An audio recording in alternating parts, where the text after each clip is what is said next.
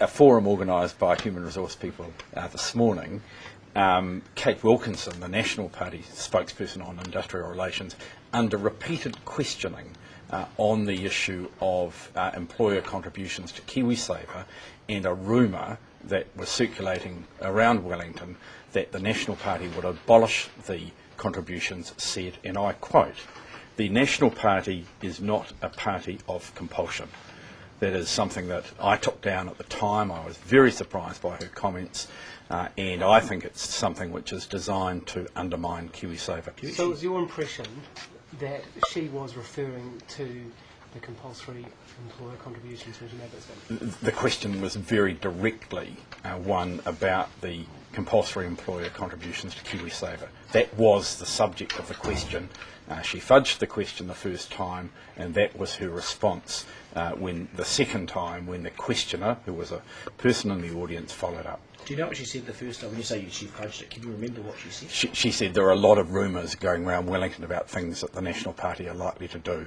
Do you think she could have been confused? I don't think she was confused. It was a very direct question. It was what of the rumour about the National Party abolishing the employer's contribution to super. It was not a question on one which one could be confused on, and if she didn't know... Sorry? Compulsory membership? No, the question was entirely about KiwiSaver. There was no question about union membership or anything like that. It was a very simple, very direct question about whether the National Party would abolish the employer contribution. No person in the room was confused about it at the time, including Kate Wilkinson. But it appears the Nats, though, have just put out a statement a short time ago that has said that it's incorrect now to say that they're going to abolish this. So effectively they just appear to have signed up to what is a very big policy. Is that how you would read this? Well, the policy clearly from Kate Wilkinson this morning was that they would abolish the compulsory employer contribution. If they've changed their policy since then, well, I suppose it wouldn't surprise me, but it is a pretty big flip-flop. What would it mean to the scheme?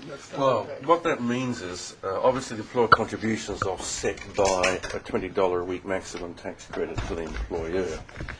So by the fourth year of the scheme, when, say, somebody on $45,000 a year, there's an $1,800 contribution from the employer into that person's scheme. The employer's got that offset by $1,040 tax credit from the government. So the saving to the government would be those tax credits.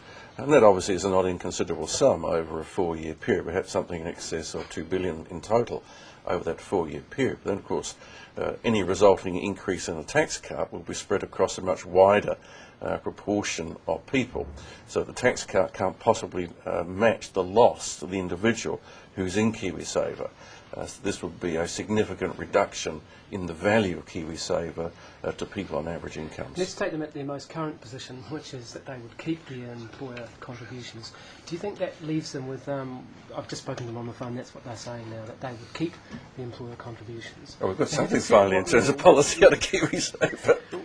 How much would that constrain them in terms of the tax cut proposals? Well, clearly that doesn't give them, therefore, any room to move around KiwiSaver, because I would doubt the National Party would want to say it's keeping the compulsory employer contribution but abolishing the tax credit for the employer contribution. That would particularly upset the business community, but it's certainly worth checking that particular matter out. And so it leaves them back where they were on Thursday, where Mr English's body language was clearly there's not a lot of room to move on this matter.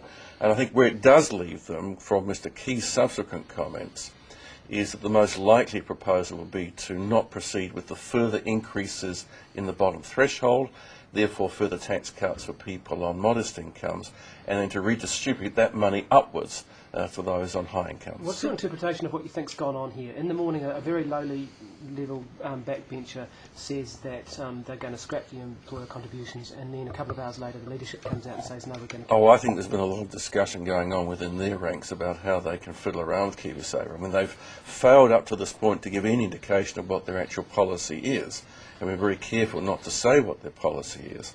I think they have been looking at ways in which they can push and pummel various parts of government policy around in order to be able to justify offering a larger tax cut to the public.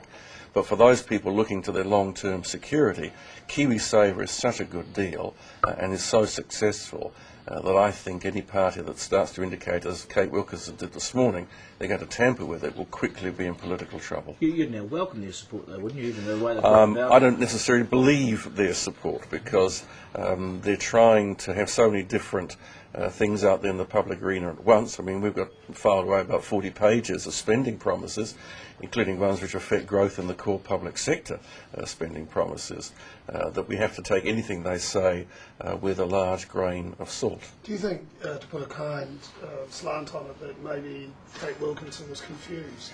No, I don't think so. She's actually a rather precise person, in my view, and not as loose-lipped as some of her colleagues.